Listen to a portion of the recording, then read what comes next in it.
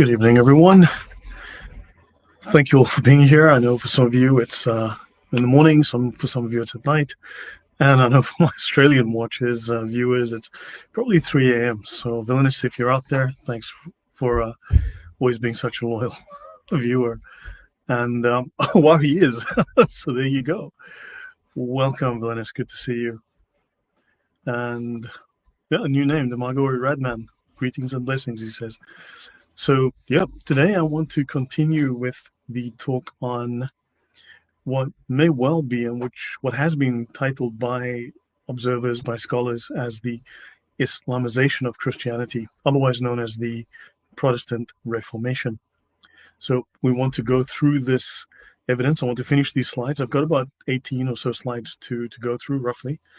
And let's see if the thesis that I've presented so far holds up. I have tested this extensively against the evidence. I have done some detailed analysis. There is a great deal of evidence. Obviously, I can only give you a summary, but it seems that I'm not simply just making this up. There is legitimate reason to suspect that Islam had an active role in incubating, in developing, in assisting the Reformation, and that much Reformation theology, much Reformation thinking, ecclesial structure, and so on, is based upon Islam. It seems that there's the likelihood that this is based upon the works of scholars like Ibn Taymiyyah. You're looking at Hanbali theology, and also potentially from Sufism. And this would be a precursor to, but very similar to what we would call today Wahhabism in Saudi Arabia. Now, Wahhabism starts around 1740. Now, the Reformation was a couple of centuries prior, but it looks like these are, shall we say, parallel movements. They share certain overlaps.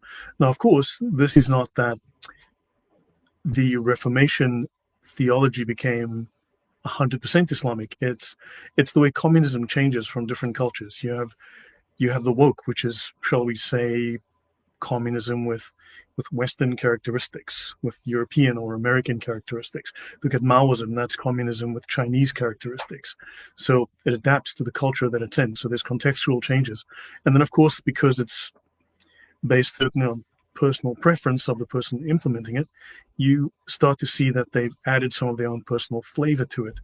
And the same way you have all of these competing and contradictory versions of Protestantism within their own schisms. So welcome, Ave Maria Theotokos. Nice to see you. She says, God bless you, Brother Lloyd. Thank you, and God bless you all. We have H.M. Fogg. We have Muhammad Afridi, and he still cannot spell. Poor boy, poor boy. I have no idea why he tries. I mean, it's like, when do you think this guy is actually going to permit us to take him seriously? At what point is this guy going to come in good faith? And obviously he's triggered. Obviously he's been butthurt by things we've shown here. And yeah, look, he's obviously trying very hard to get a reaction. That's clearly his point. And yeah, I mean, he's saying that the Christian religion is racist. Weird religion. I mean, Christian religion is racist, weird religion. Muhammad was a pedophile. Jesus was not a racist. But Philip says they will call you a blasphemer, they will call you a heretic, a disbeliever, an infidel, but they will never call you wrong. That's an interesting point. Thank you. And the show must go on, and the show will go on. So, Christina, very welcome.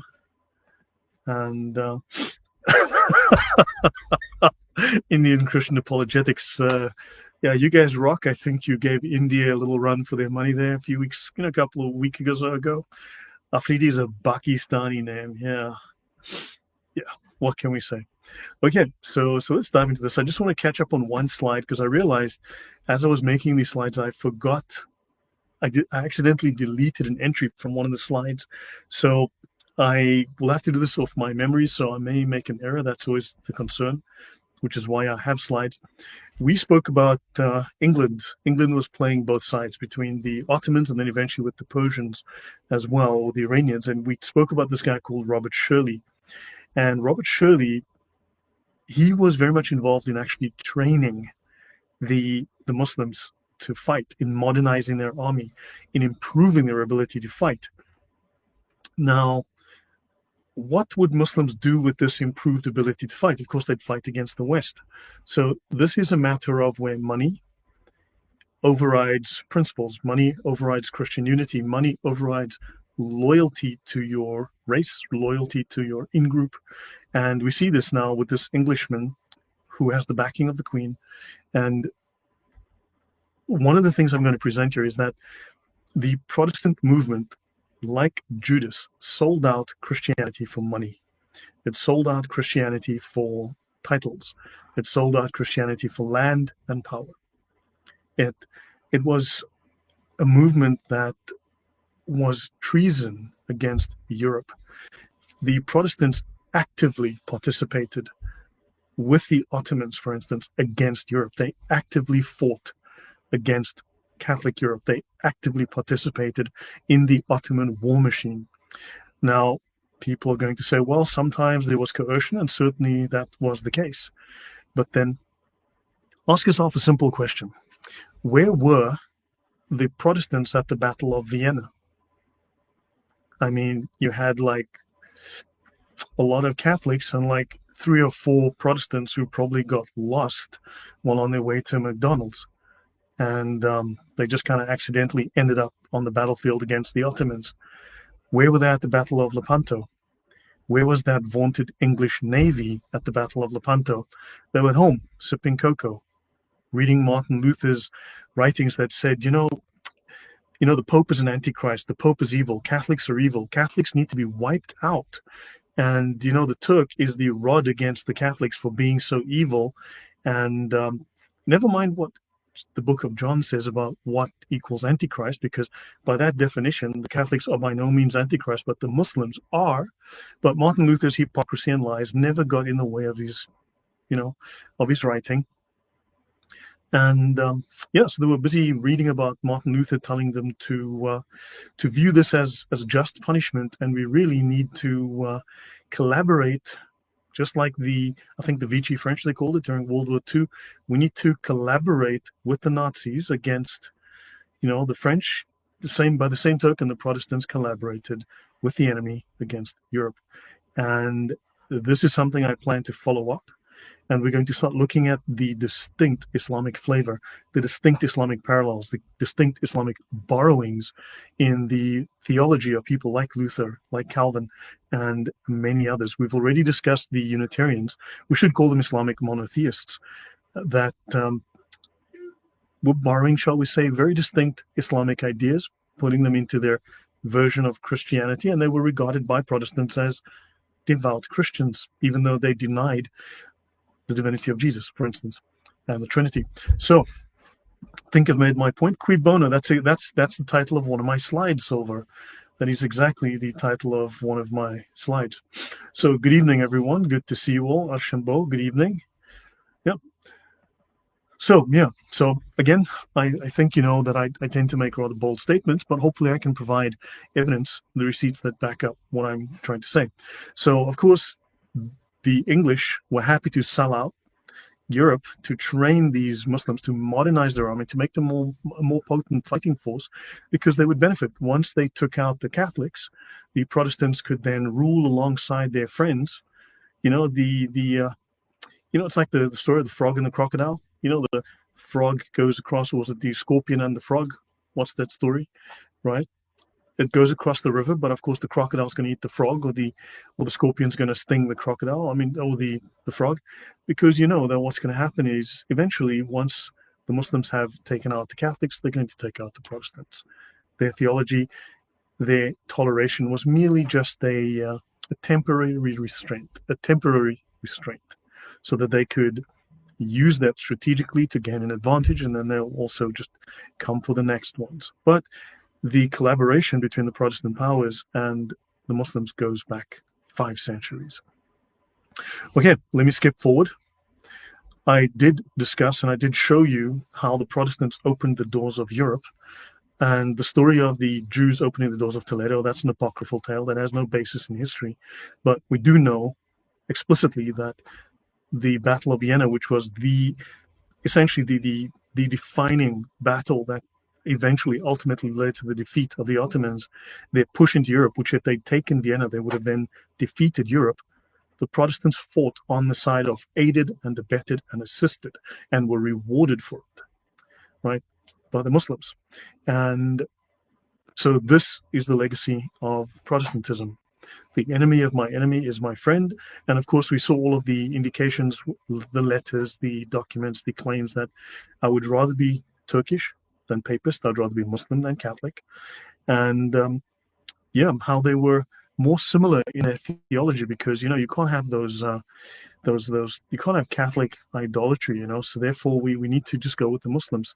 Whatever. So we can ask ourselves, was there a genuine theological overlap? And the answer is yes. Christine says, Pope St. Pius V begged Europe to join together to fight in the Battle of Lepanto, but European nations, except for Catholic Spain, threw the few. Yeah, exactly. Where were the Swedes? Where were the Germans? Where were the English? Where were the Dutch? Well, they were busy fighting the Catholics, distracting the Catholics, weakening the Catholics, dividing the Catholic forces. And this looks like a genuine coordinated campaign. The Catholics would be distracted by the Protestants, and then the Ottomans would make their move. Then the Catholics have to go deal with the Ottomans, and the Protestants make their move. And there was this whole, this is what happened. Protestants betrayed Europe. This is the only conclusion I can come to. So, yes, there was truth to that as well. Definitely lots of looting went on. Muhammad needs help with more than just his spelling, but yeah, they are illiterate. That is true. Mike Smile says, thanks, Lloyd. I now know why Northern Europe is rich and the South is poor. One fought wars against the Muslims and the other took bribes. And that is true. They took bribes. Judas. They sold out Christ's kingdom, Christendom, for money. That's exactly what they did. Okay, so let me see if I've missed anything. Suicidal empathy, Villainous says, is not new. Poor Muslims need help so they can get back to the long game of taking Europe. Yes. And what shocks me is that, I'm not even Catholic, but when I look at the Catholics bravely, loyally, consistently fought for the defense of Europe, whereas the Protestants actively aided and abetted the enemy and sold out Europe. How do Protestants explain this? Honestly, how do Protestants explain this treasonous, traitorous behavior?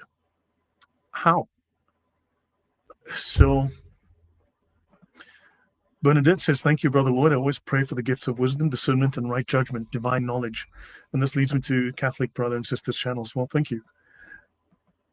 So okay, let's dive into this. So we've covered this. The people who initiated the Battle of Vienna was the Protestants, Lutherans. And the Ottomans took advantage of this opportunity to crush the Catholics, to crush the Habsburgs, to crush European defense. And they were just going to roll into Europe and they were going to Islamize Europe. And the Protestants were like, hell yes, sign us up. We can finally crush those evil Catholics, and us and our brother Muslims, we can all just rule in peace, happily ever after, hugging trees, skipping through the valleys, and all of that stuff. Silver says you make bold statements, but that is why we all subscribed. But have I proven my case? That's the thing. Have I provided strong evidence to make my case? Aside from a few nutty true believers, is it really suicidal empathy, though? Seems like plain old greed. I wouldn't say it's only greed, because remember I spoke when I was doing the talk on Calvin and Calvin's alignment with Islam, with Islam Adakdok. I asked the question more than once, if the theology of these reformers, of these groups, these reformed theology, if it aligns more closely with Islam than with Christians, where do their loyalties lie? I asked that. Where do their loyalties lie? And we see in history their loyalties lay with the Muslims because they have shared theology. That is a problem. They are stabbing you in the back because they reject your theology, because they're more aligned with the Muslims. So a house divided will not stand. And these people have too much in common. Their DNA is shared with Islam. This is a serious problem. Philip says, I agree, the Reformation came at the worst moment. Muslims were coming from the southeastern flank. I don't think it's accidental. Sorry, Joseph. I don't think the Reformation was an accident. Okay, let me show you something here. This is a paper that I'm going to drop this link in the chat, and I'll just put the title as well if you give me a second. I'm just going to grab this portion of it. I'm going to drop this in the chat so you can have the link. This is the Protestant Reformation as an Islamization of Christianity. Now, this is not the first person or the first two people to have this thought, right? These are not the first people to come up with this idea. So they speak here of Protestantism arose due to the influence of Islam in Europe in the Middle Ages. And this is exactly the conclusion I came to. I found this document that was passed to me by one of my subscribers after I already started my thesis. And I started this thesis a year ago, right? Now, sometimes you find the right information if you have the right questions. I didn't have the right questions. I just had this idea. I just had this feeling it has to be like this. And I started scratching around, but it's only once I started to refine my thesis, and which was a couple of weeks ago, 2 weeks ago or so, because I had this a year ago. I worked in it, I don't know, for 6 months, but I wasn't looking in the right places. I wasn't asking the right questions, getting the right data. Then I dropped it for 6 months, and now I'm back to it. And the last 2 weeks has been a snowball, an avalanche of data. This is not an off-the-wall proposal. This is something that is long acknowledged, and it is gaining momentum in academia. So this is why Northern Europe welcomes Muslims with open arms. It seems that, yes, you're right, Protestantism is linked to Islam. And yes, I would say yes. I mean, I think I've said this. Everyone was on payroll. Very well stated. Thank you. Yes, the Protestants were on payroll. They were very much on payroll. They were also ideologically aligned. They were theologically aligned. Yes, the Battle of Lepanto did save a disloyal and ungrateful Europe from Muslim takeover. And the Protestants constantly were aiding and abetting the enemy. And welcome, Catherine. So welcome, everyone. Yeah, the Protestants were living in la-la land if they think Muslims are on their side. If they don't want to side with the Catholics, then don't side with Muslims. Yeah, but okay, yeah. So this is an interesting paper. This is worth reading. I'm going to look at a different paper now. This is one I mentioned. I'll go through a few pieces on this.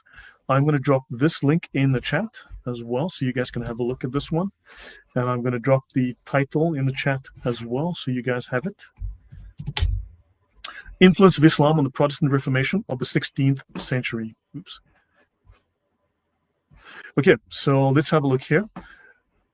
This is from Zulfikar Ali Shah, and he says, the Protestant Reformation of the 16th century was a transformative period that saw the emergence of Martin Luther, Zwingli, and others, Calvin, who wanted to reform Christianity's practices and beliefs. I believe Barack Obama wanted to bring change, reform America. Well, he made it very successfully. He did. Look at the mess you've got today. And he spoke of the substantial influence, because what is often underemphasized is the substantial influence of Islamic theology and practices on this movement, especially due to the close relations between Europe and the Muslim East during this period. And there were very close connections. There were political, theological, literature, diplomatic, trade. There were heavy connections. Conversion to Islam in Transylvania. And he says, this was not just a sporadic occurrence, but rather a consistent trend, because that was under the domination of the Ottomans, the Muslims. They immersed themselves in Islamic theological teachings. He says the reformers, including Martin Luther, were well aware of Islam. And he says the engagement with Islamic theological heritage led to a blending of ideas, some of which got integrated into Protestant beliefs. And that is a statement that I believe we can prove, or we can certainly show overwhelming evidence. And I will do so. The Protestant Reformation's Islamic resemblance. It's intriguing to note that many of the Reformed churches and their theological positions in the 16th century bore a closer resemblance to Islam than they did to Catholic Christianity. That is fact. When you look at the theological alignments, their practices, they deviate from established historical records of the early church, things like the Didache, the church fathers, all of the ancient writings we have, and they slew straight towards Wahhabism. Now, again, don't tell me, oh, Wahhabism came later. I know. However, you will see that Wahhabism is pretty much what the Protestant movement was aping. So Then you've got his stances against hierarchy, traditional practices, use of images in worship, and emphasis on scripture over tradition made his version of Christianity appear closer to Islamic beliefs than to existing Catholic practices. Fact. Right. So it says that the Pope's representatives branded his teachings as resembling the Turkish faith more than the papal faith. And that's why things were called like Anabaptist Turkism, Anabapto-Turkism, or Calvino-Turkism, because they were seeing Islamic influences on these groups that called themselves Christian. And then we know Michael Servetus was quoting the Quran and saying, well, see, the Quran says, therefore the Bible is wrong. The Quran says, therefore no Trinity. The Quran says, therefore Jesus is not God. Okay, thanks, Michael. That's great. And he's a reformer. He's regarded as a devout Christian. Even in Transylvania, again, once you go back to that part of the world, Eastern Europe, Central Europe, they were regarding the Unitarians, these new Muslim/Christians, as devout Christians, a valid Christian sect. Totally contradictory, but still valid. I don't know how. 1 + 1 is equal to 5, 1 + 1 is equal to 2. But that's an equally valid, just as good answer as 2. I don't know how that works, but okay. Prayers were held in mosques across the Ottoman Empire, wishing for Martin Luther's success. What? Prayers were held in mosques across the Ottoman Empire, wishing for Why are Muslims paying for praying for or paying to paying? They did pay. They were paying and they were praying for Martin Luther to succeed. Okay. Militarily, the Ottomans leveraged their power to protect the Protestants. Basic historical fact.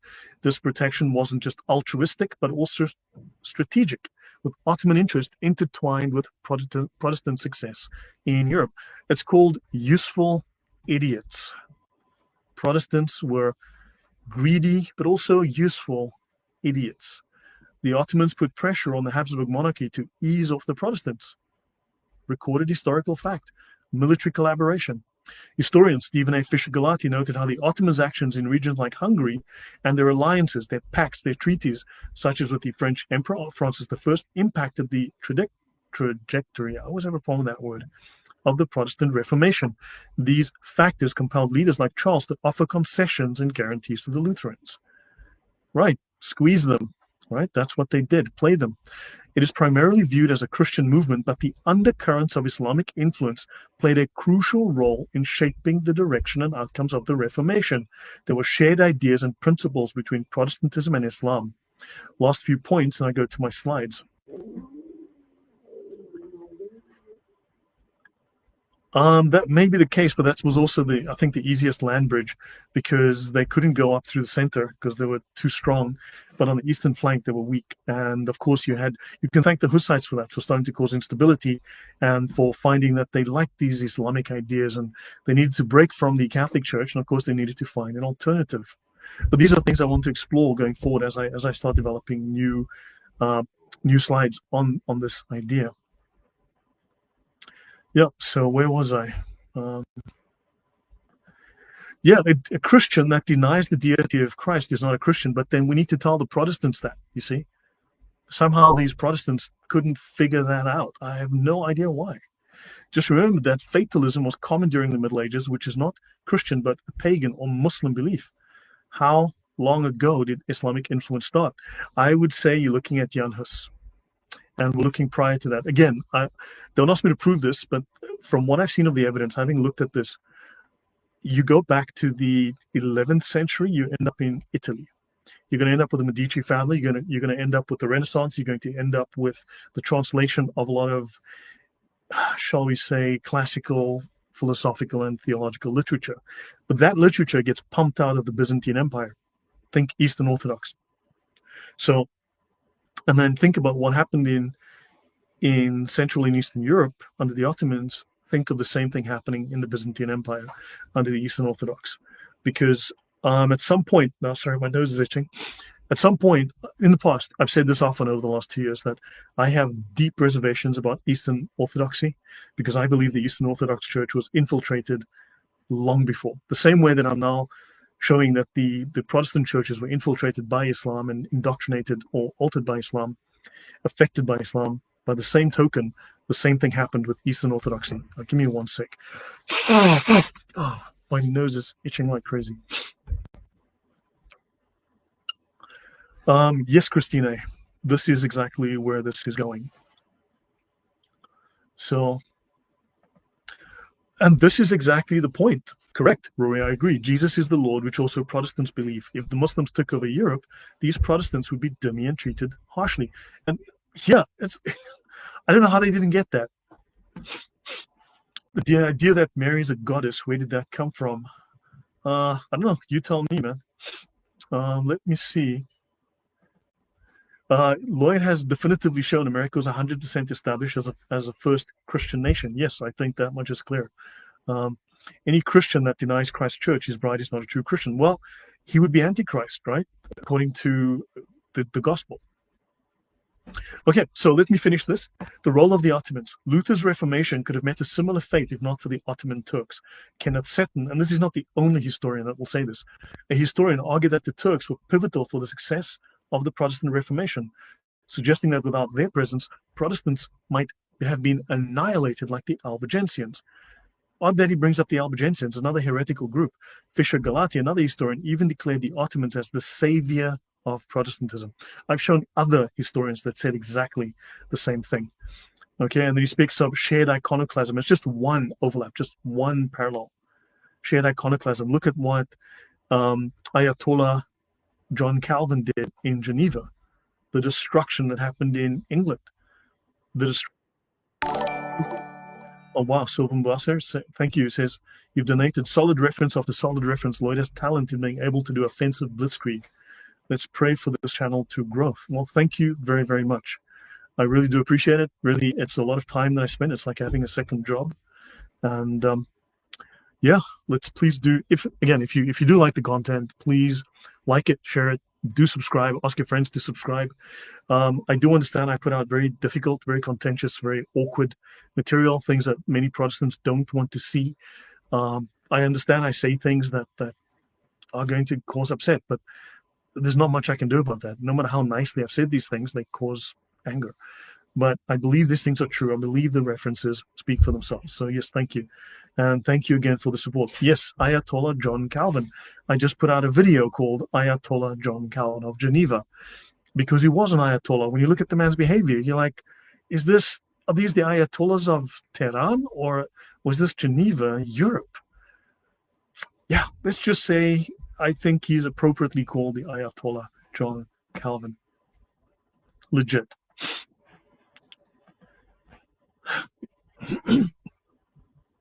Yes, I agreed. Very well said. Catherine, yes, exactly. But that's a vain hope. That's a vain hope. That would be a totally vain hope. Okay, well, so fine. Let's skip this. This is a great article I want to recommend. I'll show you this later. It doesn't mean I recommend the theology or whatever, but it's just there's a great article that does a great job summarizing a lot of the issues I learned from this when I first read it. I would recommend it's on Answers in Genesis, Refuting Unitarian Errors Regarding. Well considered. It's really well thought through. Pt6, thank you very much. And he says, I visited the cathedral in Geneva that was taken over by Calvin. I felt really sad seeing the stripped walls and the telltales of decoration and icons. Yeah, someone else wrote to me. They also visited, and they said it seemed bare, like a box. So yeah, D. Mielman, very welcome. Yeah, no, that. So, but thank you again also, Pt6. Thank you very much for the donations. Zeal says, he that is not with me is against me, and he that gathereth not with me is scattereth abroad. Yep, so yeah, the degenerate, the tyrant, and the fool. I will not disagree with you at all, Century Sense. Welcome. Okay, so then we've looked through these. And I want to show you this paper, last one, The Islamic Origins of the Common Law. Where does English common law come from, which is across the world? They were looking for a cohesive, in-place legal system. And what happened was the Muslims had established their own legal system all over the world, and successfully so. Also despotically and tyrannically so. And the English were saying, hey, we need a legal system. Those Muslims have a really good one. Let's borrow that. It's called the Sharia. It looks fantastic. Since we're already cooperating in all these ways, and we will cooperate in the future, and we will sell Europe out for money because we'll become a massive trading power. Let's borrow the legal system too. Now, this thesis is about 30 years old. It was obviously controversial when it was first published, but now it's becoming effectively mainstream. Now it's becoming the norm. It's accepted. The Islamic Origins of the Common Law by John A. Makdisi. Henry II created the common law in the 12th century, which resulted in revolutionary changes in the English legal system. And again, thanks to Mr. Mieleman for this. Chief among which were the actions of debt, the Assize of Novel Disseisin, and trial by jury. The sources of these three institutions have long been ascribed to influences from other legal systems such as Roman law.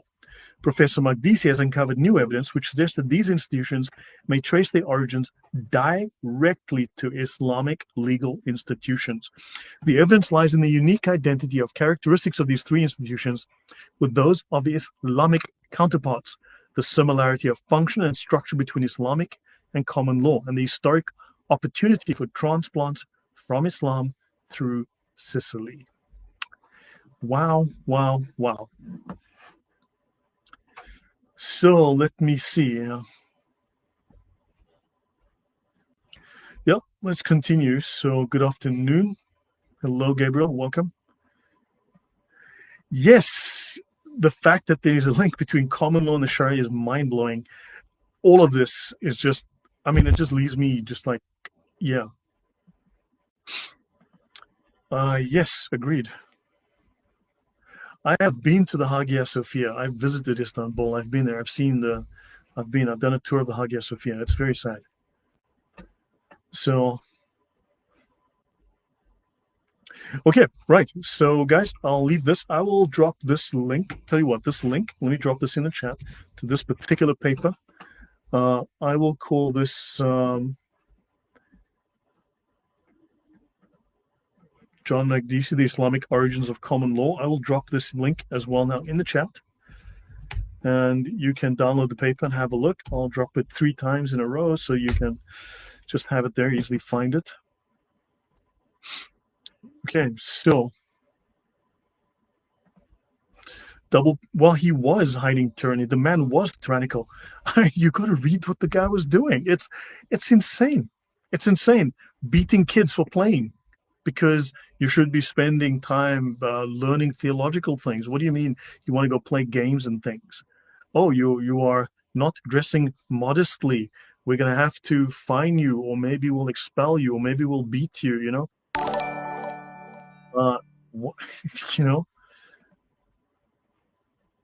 Thank you very much, Ignatius. Very good work, Lord. I'll be having a talk about this at my Catholic parish. Pray that I speak well. So yes, no, thank you. He says, pray that I speak well. Protestants will be there too. So yeah, make sure you have everything written down carefully and use references, and good luck. So just see if I missed anything that common law is to govern the common is separate from the aristocracy who governed with royal law. Yeah, so hold on, let me just double check if I missed anything. Okay, let's jump into our slides. So let's jump into the slides. So this is where I finished. I'll just finish these. Let me close this window that I don't need. Okay, we've already covered this, right? That the Battle of Vienna was initiated by the Lutherans. How are you going to explain this? How do Lutherans explain the collaboration? How do they explain that they were willing to literally let the Muslims conquer Europe for the benefit of becoming king? Honestly, it's disgusting. So I've spoken with Imre Tekeli. I've already finished this slide, right? And of course, he was given reward. He was given land and titles and money for doing what he did. Let's look at some battles that were dividing Catholic forces between 1410 and 1699. So we're going to go about 107 years before the Protestant Reformation kicks off with Luther's 95 Theses, right? Protestant wars weakened Catholic response to Ottomans. Of course, it divided the Catholic forces, right? Hussite wars, 1419 to 1434. Anti-Catholic wars. You have the Bohemian proto-Protestants that fought Catholic Holy Roman Empire. What was the impact? They divided Catholic resources. Ottoman context, the Ottomans advanced in the Balkans because you're fighting on one side so that they can take advantage of the chaos. So like Thessalonica 1413, there was no Catholic counteroffensive because they were tied up with the Hussites who were busy with their Hussite jihad. Siege of Belgrade, 1456, Catholic defense. John Hunyadi, Hungarian Catholic, leads 70,000, mostly Catholic troops. You'll find in all these wars, 85, 95, 100% of these troops are Catholic. Very little, if any, Protestant assistance. Otherwise, sometimes the Catholics would hire certain other groups and then pay them as mercenaries. So you have 70,000 mostly Catholic troops against Ottoman Sultan Mehmed II. Protestant input, none, because it's pre-Reformation. But you've got division. The Catholic forces are isolated. There's no broader European support due to internal conflicts. Maybe those conflicts are coordinated. Schmalkaldic War, 1546 to 1547. Again, an anti-Catholic war. Protestant Schmalkaldic League fights the Catholic Emperor Charles V. Impacted, weakens the Catholic Habsburgs during the Ottoman incursions. Was that, were they on the payroll? Were they paid to stir up trouble, cause a diversion?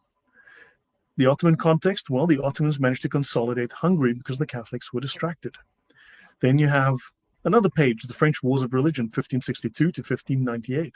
Again, anti-Catholic wars. You've got the Huguenots, the French Protestants versus the Catholics, causing up to apparently as many as 3 million deaths.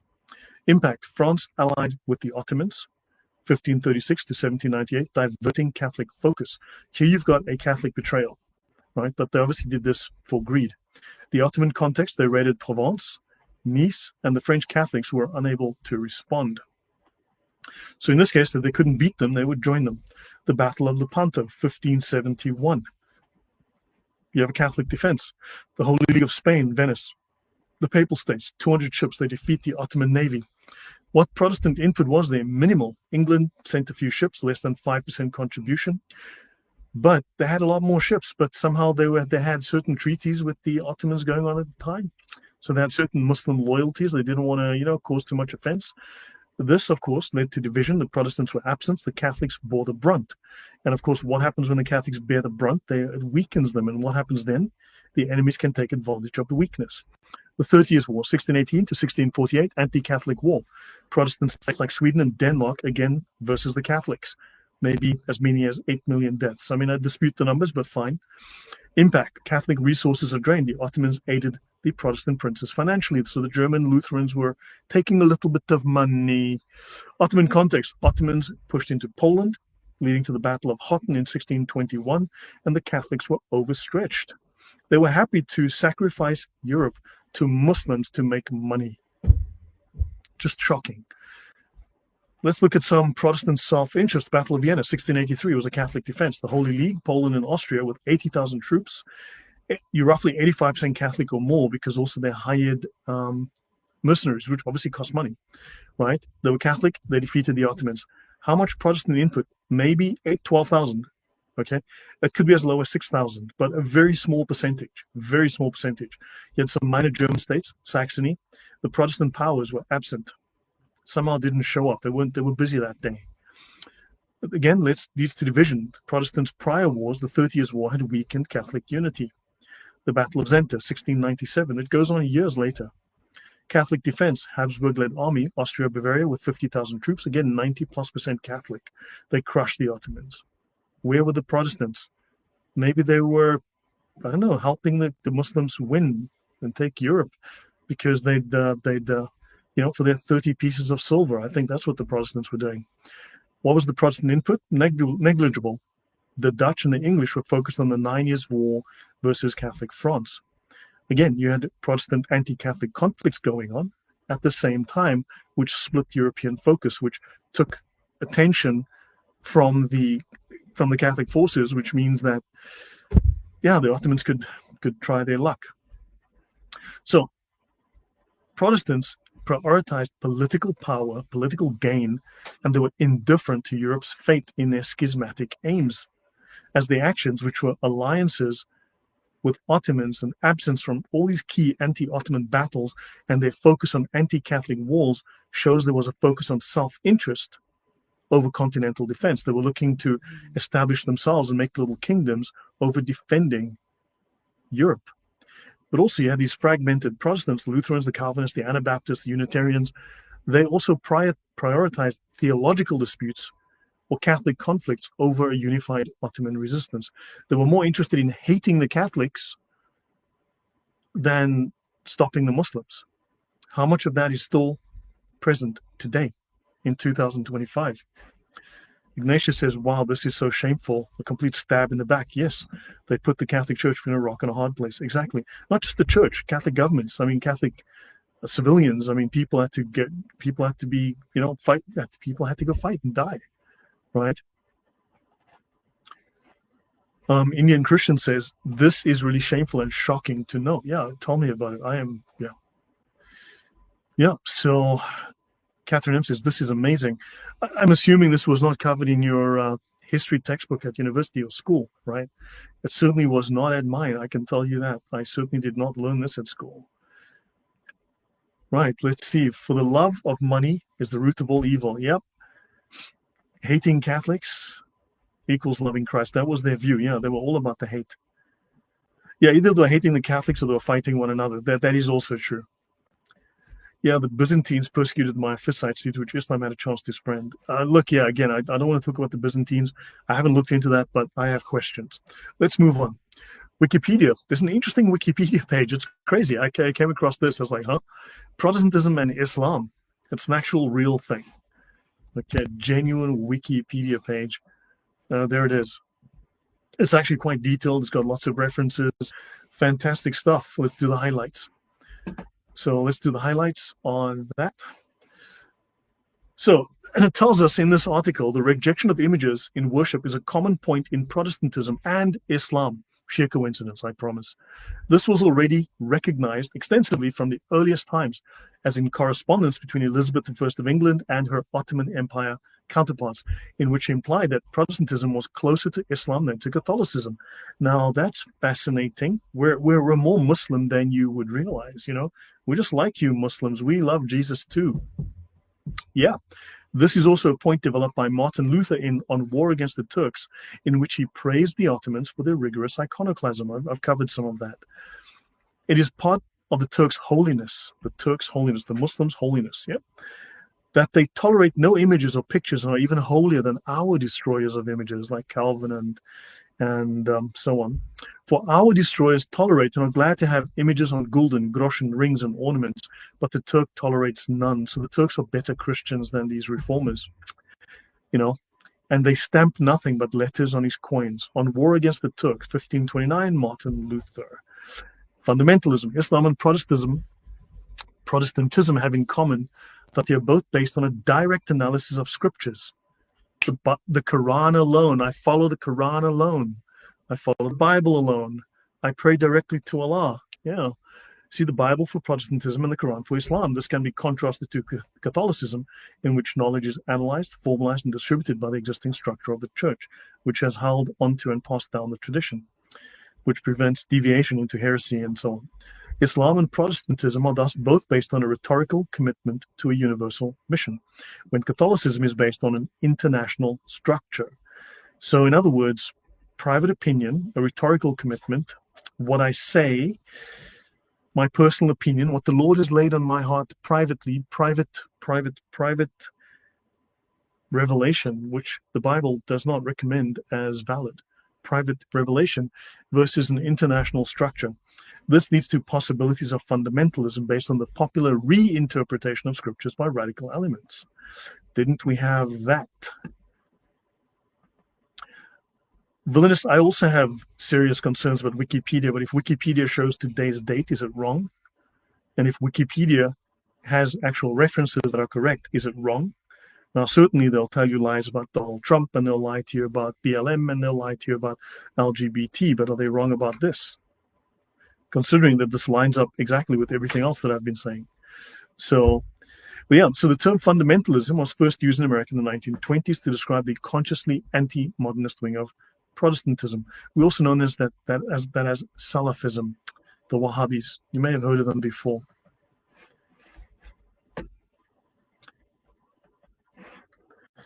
So, Wikipedia, Protestantism and Islam, Part 2. Islamic and Protestant fundamentalism also tend to be very normative of individuals' behaviors, because every individual has his own church and own pope.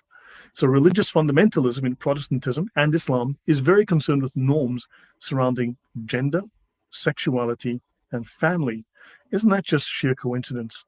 Although Protestant fundamentalism tends to focus on individual behavior, whereas Islamic fundamentalism tends to develop laws for the community, just like Ayatollah John Calvin. The most notable trend of Islamic fundamentalism, Salafism, is based upon a literal reading of the Quran and Sunnah, without relying on the interpretation of Muslim philosophers, rejecting the need for taqlid for recognized scholars. Fundamentalist Protestantism is similar in that the traditions of men and the church fathers are rejected in favor of a literalist interpretation of the Bible, which is seen as inerrant, just like the Quran. Islamic fundamentalists and Protestant fundamentalists often reject contextual interpretation.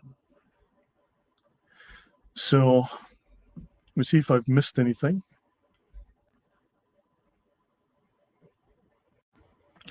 Yeah, Jesus never mentioned scripture in his ministry, never, not even remotely. He said, I am leaving you the church. No mention of scripture. He says he's fulfilled the Old Testament, and he says, yeah, the church is the pillar and foundation of truth. It is on this rock I will build my church. He doesn't say, I'm going to have you write some books. So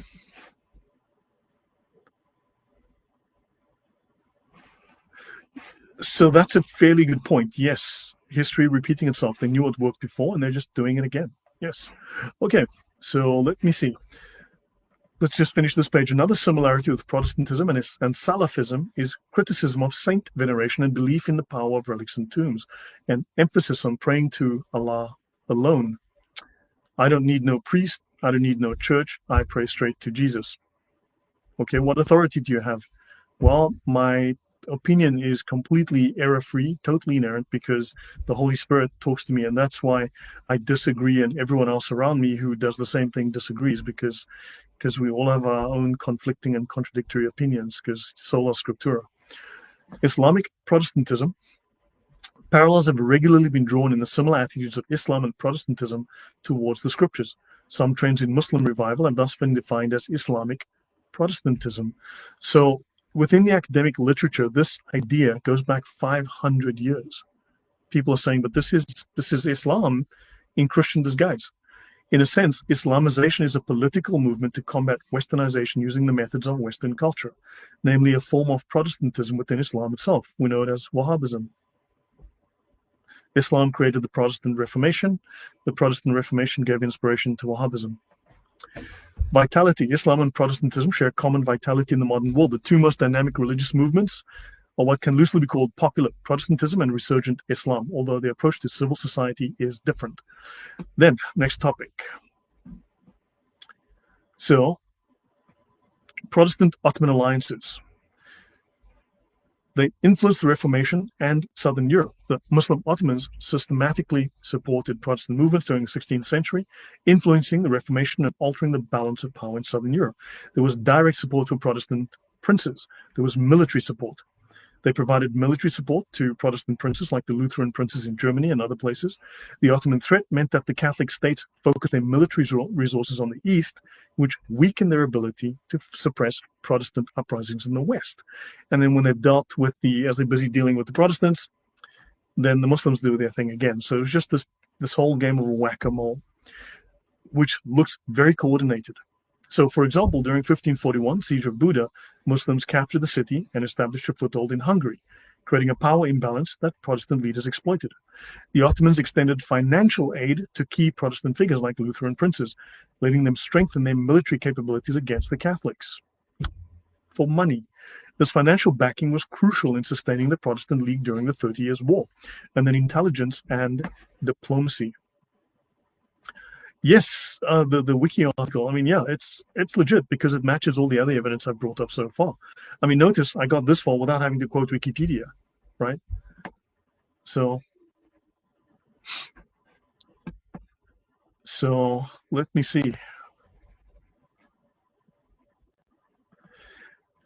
Sure, Jesus did quote scripture, but was he quoting the New Testament? Or was he quoting the Old Testament, which was fulfilled?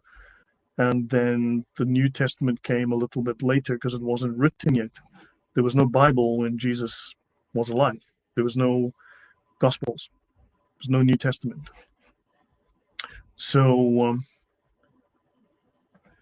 yeah. Yeah. So which books of the Bible were complete and written and printed and being distributed when Jesus was alive? So, okay, let me see. Yeah. Yes, Protestants do follow. I've mentioned this, the ulama model of Islam. Now the pastors hold the same power like Muslim ulamas. Authority was broken. Yes, I mentioned that yesterday in my discussion on the ulama of the scholars, the council of scholars, if you will, the major scholars in Islam, and the ulama. It's the students, those who learn the knowledge, the people of knowledge, the students of knowledge.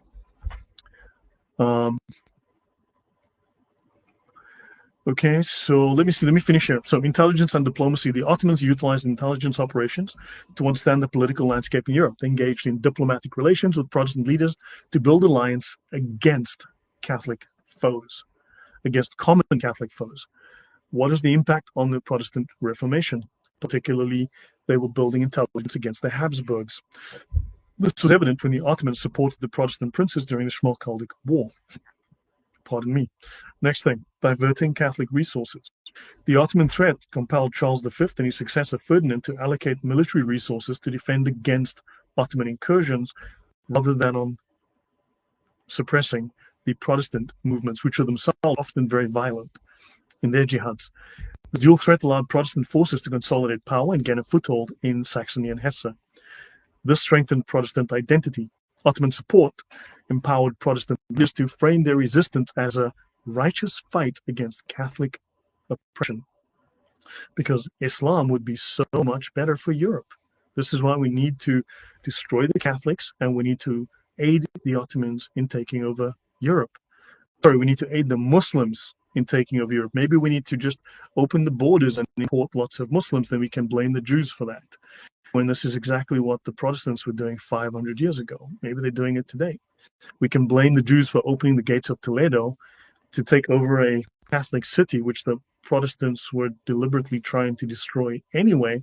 And then the Protestants can ignore the fact that they literally sold out Europe and tried to allow the Muslims to conquer Europe and actively abetted that process. But yeah, let's not let the truth get in the way of a good Jew-hating story, right?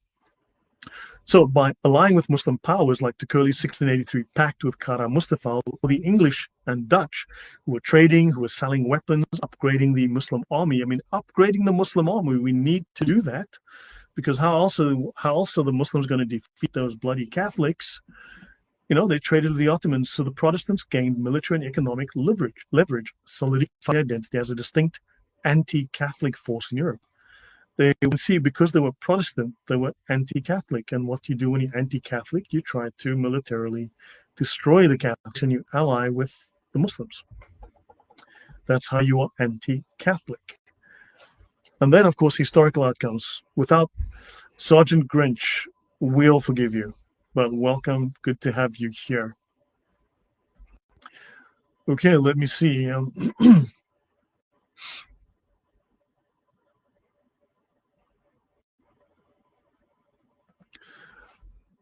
Yeah, well, I mean, yeah, well, that's, you see, the problem is, Rory, that if you're a Protestant, what authority do you have as an individual? Like, zero.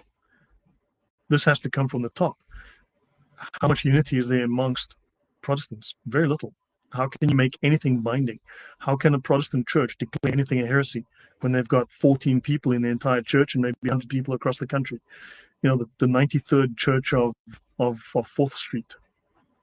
What authority do you have? You can't declare any kind of heresy with any kind of authority. You can't declare any kind of thing binding upon Protestantism, because it's every man for himself. Everyone makes it up himself. So anyway, so now you've got historical outcomes. Without Ottoman intervention, the Catholic Europe would have mounted a more effective suppression of Protestantism. Historians like Norman Housley and many others say that the Protestant Reformation would have faced severe challenges and even failure without the backing of the Ottomans. We've seen many, many historians say that. So, last 10 slides or so. Protestants, there were betrayers and there were sellouts. The conclusion here is that the Ottoman Empire's strategic support for the Protestant movements was a decisive factor in the Reformation and the geopolitical landscape of Southern Europe. There was military aid, there was financial support, there was diplomatic engagement, and there was a flood of literature, Islamic literature, into the West. And the Ottomans effectively held Protestant forces against Catholic adversaries, actively fighting to defeat the European defenders. So this alliance enabled the Protestant Reformation to thrive, but also significantly altered the course of European history. It is through Protestant-Lutheran collusion with the enemy that Europe was nearly defeated at the Battle of Vienna in 1683. It's a miracle. They won. It's an absolute miracle. Yes, of course, because, yes, I would. Would you consider Mormons and Jehovah's Witnesses a part of the Protestant movement? Now, if you look at the 1800s, there was a radical push by Protestants to suddenly find the Bible to be historically illegitimate. And this, of course, led to this movement, the Great Awakening, that some like to talk about. It was the great awakening of heresy, basically, in the Protestants.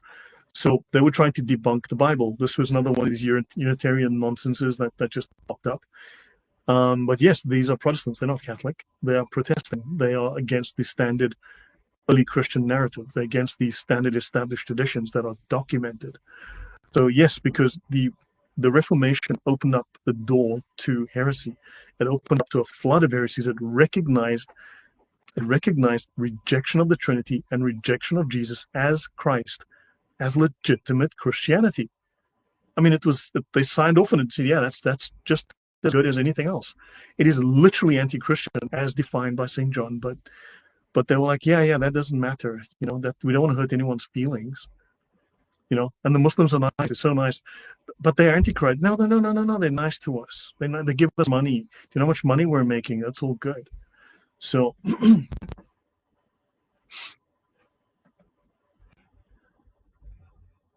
So, Timothy, there's a word for that. It starts with a B, it ends with a T, and the first word is the opposite of cow. Because I can say the same thing, and then I disagree with you, and then what? How do you resolve that? There is absolutely no way to resolve that. There is no authority there. Anybody can say that, and the fact is that anybody has, and they've made up bullshit. The Unitarians make exactly the same argument. The Unitarians make exactly the same argument, and they are utterly contradictory. They deny the Trinity, and they make exactly the same argument, and they defend it from the Bible. Seriously, take a bit of logic, learn some basic logic, apply logic, and you'll see, like I said, starts with a B, ends with a T, first word, opposite of cow. Ave Maria says, it's so relevant for these times we're living in. You're truly a blessing. Well, thank you. This is far from what we learned, and I went to Catholic school. The U.S. adopted Communist Russia's education system. Probably not that bad, but yeah, let's hope Trump managed to strip out a lot of those things. Yeah, neutering the church. I agree. There's some serious problems. Yeah, they're the unvented children of Protestantism. Exactly. I mean, how can okay? Take the 14th church. Take the 14th Baptist Church of 92nd Street. And they go, no, the Unitarians are not valid Christians. But the 15th church says, no, they're good. They're good stuff. Those Unitarians that reject the Trinity and reject Jesus as Christ, they're valid. Those are devout Christians. The best. They're just awesome. How do you resolve that? Because you both claim Bible alone and you make up your own theology as you go. And you all have 400 members in a world of 7 or 8 billion. How do you make that stick? How do you have any authority? You have no authority, none whatsoever. All you have is personal opinion. And when someone inside the church disagrees, he goes off and starts a church because priesthood of all believers, and I'm a priest and I'm just as good as anyone else, and my opinion is as valid as any apostles, and I've just started a church now, and I'm Apostle Mark, and I've just started a church. That's exactly what happens. It's exactly what happens. I mean, we know that is literally what has occurred. It's happening this week. It happened last week. It happened last month. It happened 20 years ago. It's happening all the time. So, to continue.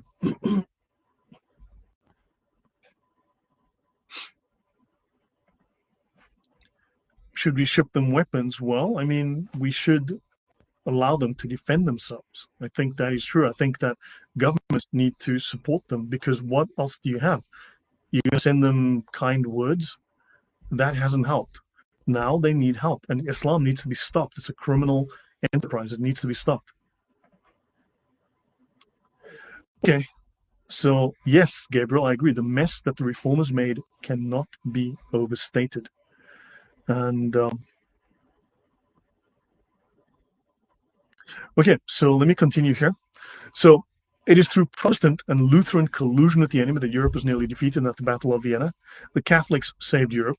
when Protestants were literally betraying it, undermining it, stabbing their fellow Europeans in the back. Right, Unitarianism again, free religion. Let's have a look at Unitarians. Because remember, a lot of these guys are getting it from the Bible alone, sola scriptura. And I read the Bible and it says, yeah, Jesus is not God. Phew, no Trinity. Bible alone. So in a comprehensive study of the Free Religious Association, Professor Stowe Persons write that it was conceived by the extreme radicals as a radical Muslims, no, radical Christians, good grief, as a substitute for the organization of Unitarianism.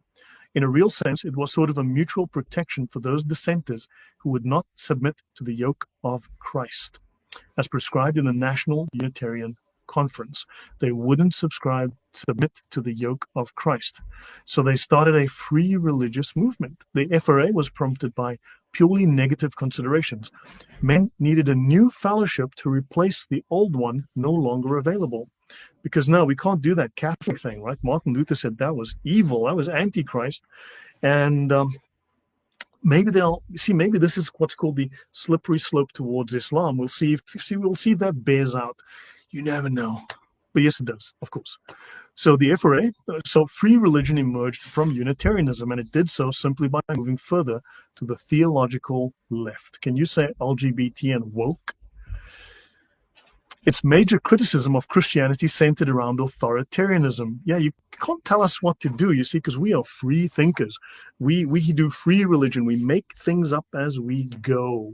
We can't have rules because the Holy Spirit lays itself on my heart and it tells me that Jesus is not God and that Jesus was a black man. And you can't tell me I'm wrong because the Holy Spirit's talking to me, you bigots.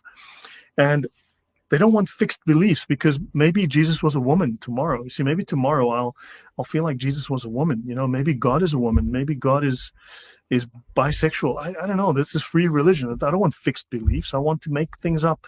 Maybe I'm a woman. What the heck? You see, free religion. Can't have these fixed rules. That's authoritarian. 1 + 1 can't equal 2. That's a fixed belief. That's authoritarian. Can't have that. And they wanted the promotion of pure religion, the return to the original pure religion of whatever the imagination says it was.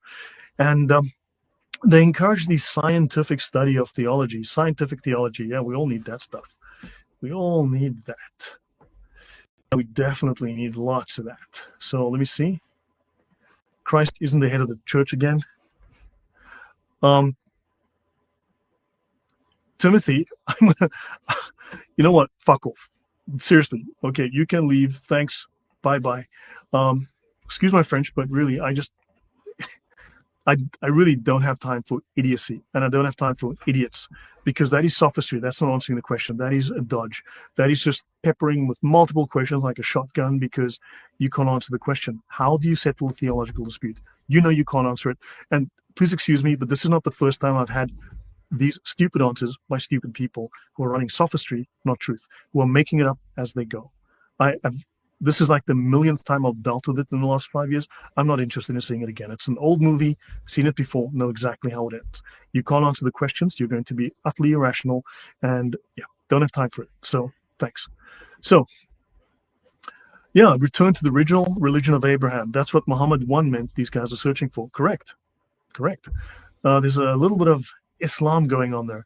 So they speak of the emancipation of religious belief and life from allegiance to all authority, save that of truth as determined by rational human intelligence. You know, by opinion is what they mean, by personal opinion.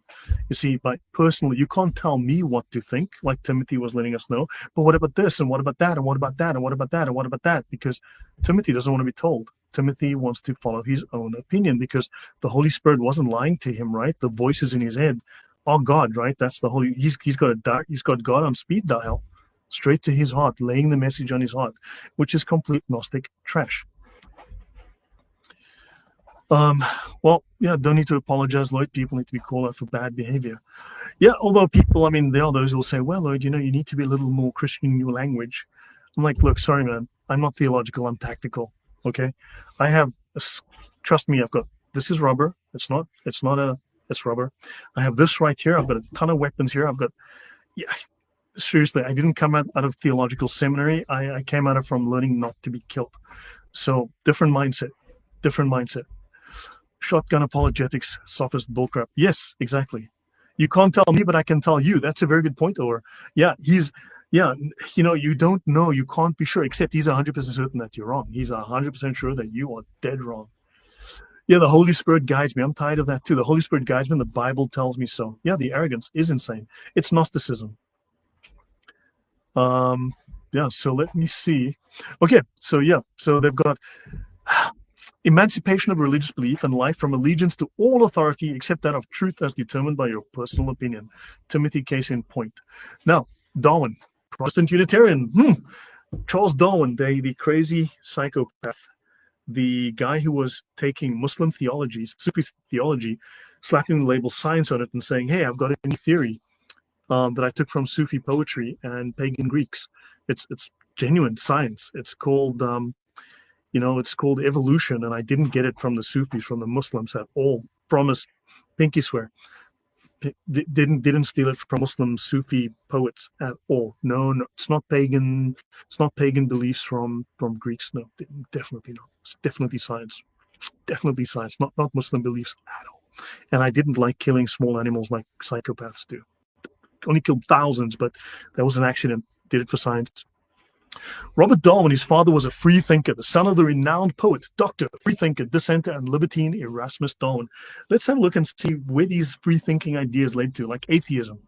Free thinkers are also known as atheists. His mother, Susanna, was the daughter of the famous and prosperous Josiah Wedgwood, a maker of fine pottery and a Unitarian dissenter. In the shadow of the French Revolution, free thinkers, dissenters from the Church of England, and those of more democratic leanings, theological left, had become suspect in England. So they had Charles baptized at St. Chad's Anglican Church as a cover because they didn't really believe in it.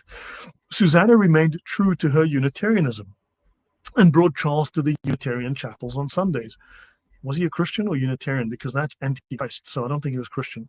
She died when he was 8. Okay, great. Darwin was a Protestant Unitarianism.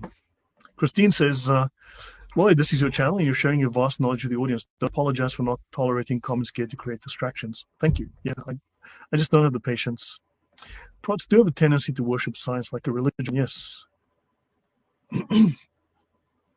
So, yeah, you have to, yes, exactly, 100%. Or they had tolerance and diversity. The Protestants were tolerating the Protestants and they were encouraging diversity. In other words, divide and rule, divide and conquer.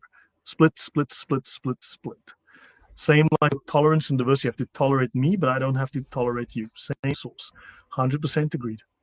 Let me see. Like a bad child who refuses to obey by incessantly saying, but why? Exactly, Catherine. I fully agree with you there.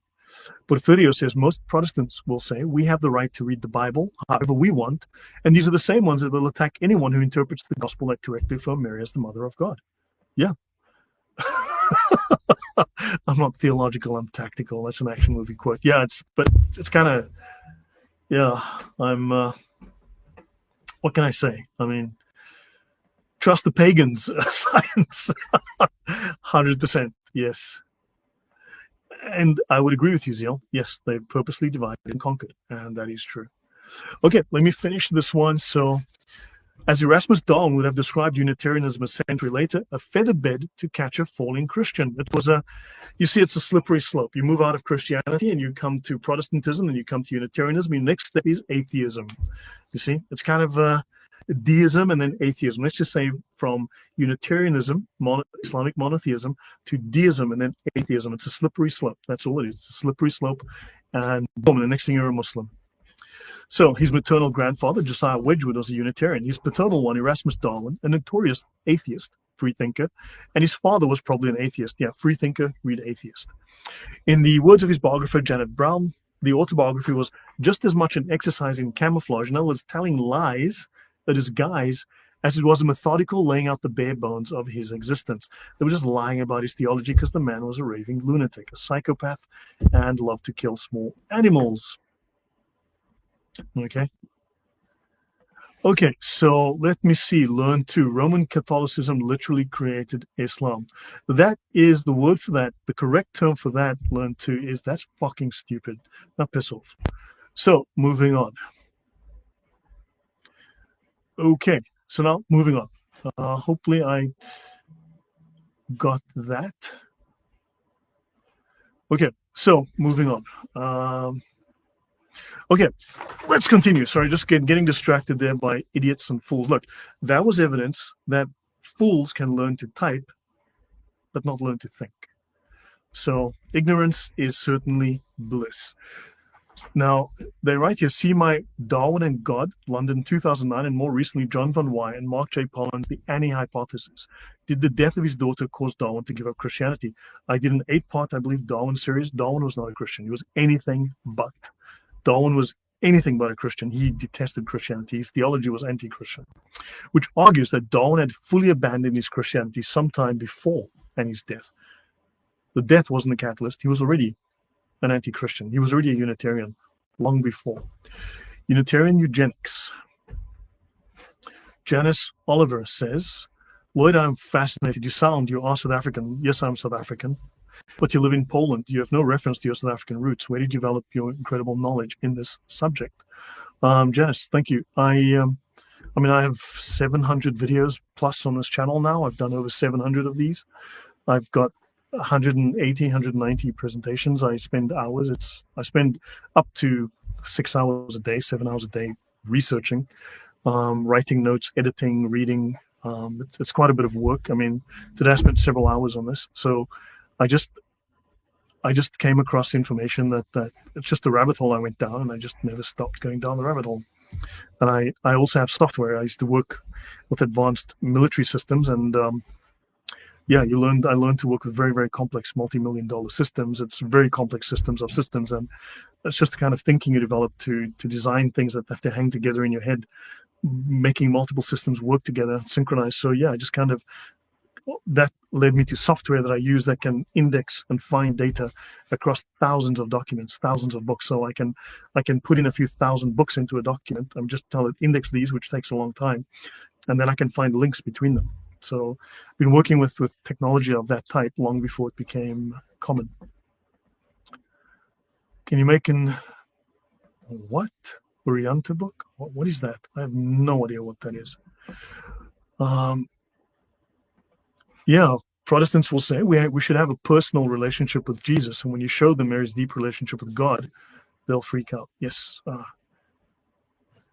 Living in the Middle East does lead to a little bit of self-awakening. Yeah, Darwin was a little bit of a nutcase. No, he was. Okay, some will point to a religious spin-off movement from Protestantism at the time known as the social gospel. We should call it the socialist gospel movement, of course, led mostly by Congregationalist and Unitarian ministers, in which did indeed support the eugenics movement. Of course, not Christian. However, this organization was hardly in line with mainstream Christianity, Catholicism, or Judaism. While every broad movement will find adherents amongst the millions of pastors, priests, reverends, and rabbis throughout the world, it does not mean that the faiths actually adopted them. Yeah, you'll find some whack jobs. You'll find some whack job Catholics, for sure. You'll find some whack job Jews. That doesn't mean that he's Orthodox. That doesn't mean that he's part of doctrine. It just means you've got an idiot in the rows, right? It means the eugenics movement was able to contort even some of the faithful to their message. Now, the Unitarian movement, this is their bread and butter.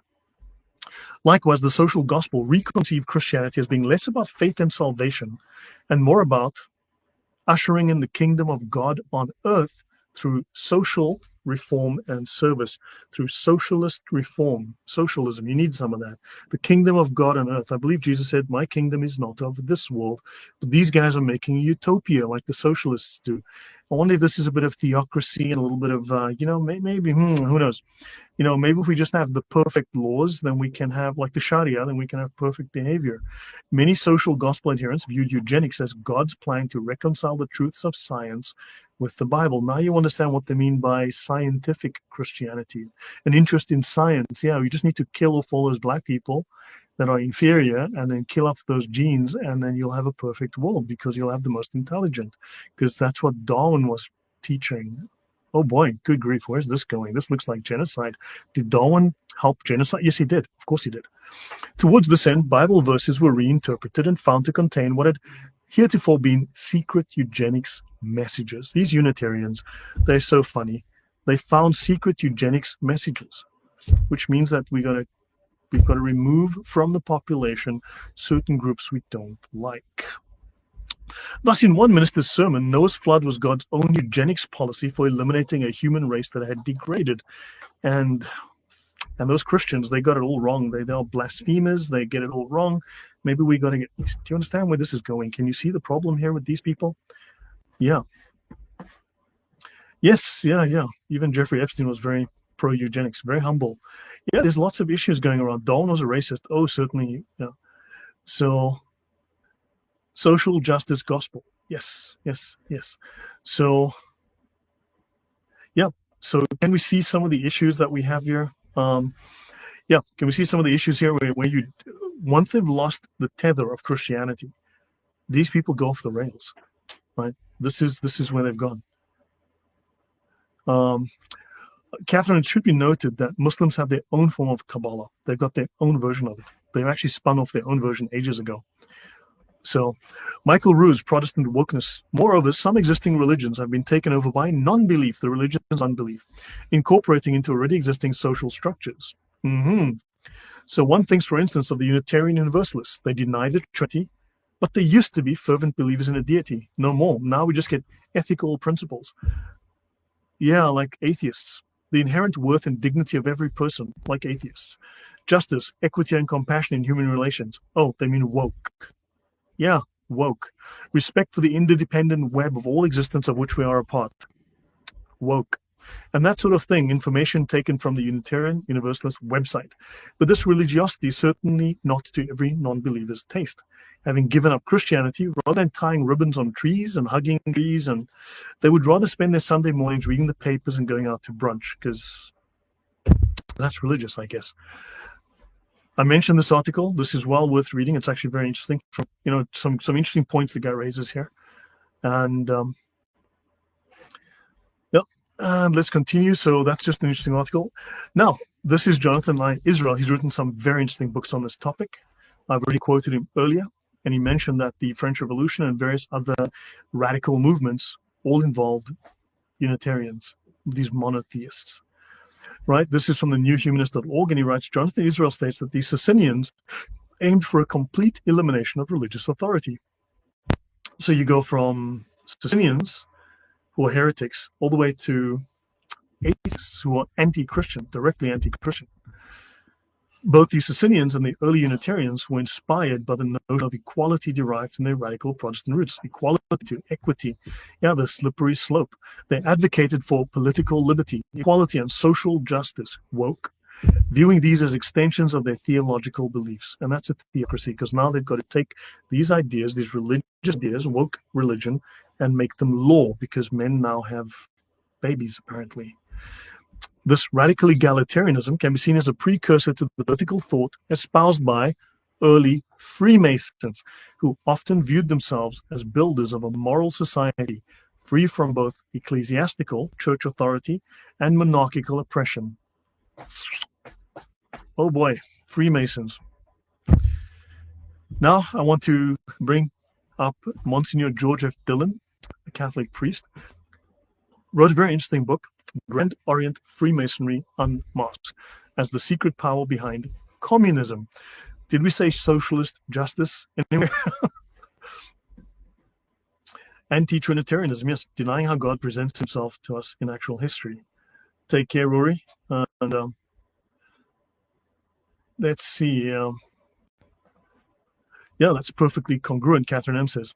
So he mentions here the success of Faustus Socinus, Faust, I wonder if that has anything to do with Faust, in spreading his uncle's theories was enormous. His aim was not only to destroy the church, which is the same parallel as that of what the Muslims want, to destroy the church, to destroy Christianity, but to raise up another temple into which any enemy of orthodoxy might freely enter. Into this temple, every heterodox or unorthodox or heretical belief might be held. It was called Christian, but was without Christian faith or hope or love. It was simply an astutely planned system for propagating the ideas of its founders. For a fundamental part of the policy of Socinus, and one in which he well instructed his disciples, was to associate either to Unitarianism, Unitarianism, that comes back, and he wished therefore that all his adherents should, whether Lutheran or Calvinist, Oh, so the Lutherans and the Calvinists were involved with the Unitarians. That's fascinating. They must treat one another as brothers, and hence his disciples have been called at various times the United Brethren, the Polish brothers, the Moravian brothers, or brother Masons, and finally just Freemasons. Fascinating. Yeah, equality to equity versus charity and justice. Oh, wow, is that the burning coal in their pants to reject the Trinity, the Unitarians, early political unions like Freemasonry? Yeah, let's just say there's some weirdness going on here. All right, Freemasons. Let's continue. 1747 is a date here, but the real secret of Freemasonry consisted even then in disbelief in the divinity of Christ and a determination to replace that doctrine, which is the very foundation of Christianity, by naturalism or rationalism. Rationalism, free thinkers, rationalism. We don't believe that superstitious miracle nonsense. We believe in the five senses. Materialism. We're atheists. We reject these things a priori. Yeah, rationalism, opinion, because we also don't believe in objective reality. We believe in subjective reality because we're nominalists. Yeah, and Socinus, having established his sect in Poland, sent emissaries to preach his doctrines stealthily in Germany, Holland, and England. Oh, the three big states that were really, really big on the whole anti-Catholic movement. I wonder, just coincidence, I'm sure. In Germany, Protestants and Catholics united to unmask them. But in Holland, they blended with the Anabaptists. And the Anabaptists, as you know, I believe they were into, shall we say, polygamy, marrying multiple wives. There's a Muslim guy called, I always forget his name. His name is like Muhammad something. There's a Muslim guy that was also into marrying multiple wives, and the Anabaptists took that on board, and the Anabaptists were also called Anabapto-Turkists, just like you had Calvino-Turkism, as in, because Calvinism was a blend of the Turkish Muslim theology as well as Calvin's theology blended. So this Islamic Christian blend, Calvino-Turkism. At one time, it was also called Anabapto-Turkism because it was kind of Anabaptist Muslim heresy. Yeah, good grief. I think, therefore I can ignore God. Exactly. I think, therefore I am. I think, therefore, what does God call himself? The I am. I think, therefore I am God. Descartes. That's all it is. Yes, I covered a few episodes. I have a few episodes on my channel. I've got short videos on Margaret Sanger. I have 2 or 3 episodes on that. She was, yeah.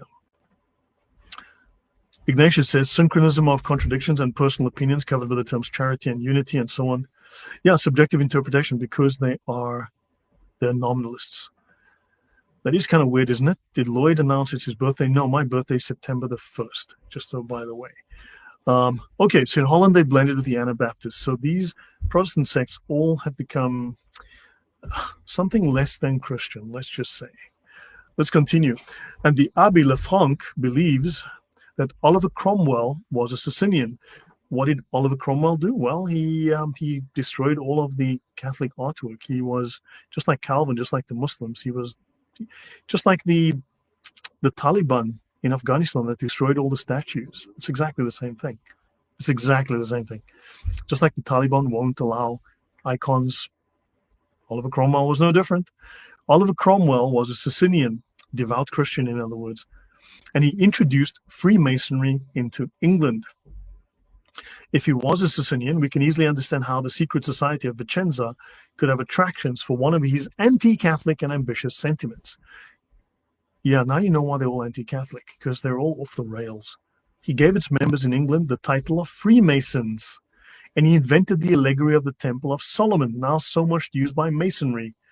The original state of man is supposed to be a commonwealth of equality called socialism. The Russians love it. The Soviets they've got a political system for you. And with a vague deism as its religion, because yeah, it helps if you don't believe in God, because then you'll morally be opposed to this trash. But yeah, we need a vague deism, so the slippery slope towards atheism. This temple, destroyed by Christ, was to be restored by Freemasonry after Christ and the Christian order should be obliterated by conspiracy and revolution. The Protestant Revolution. Reformation, Revolution. Reformation, Revolution.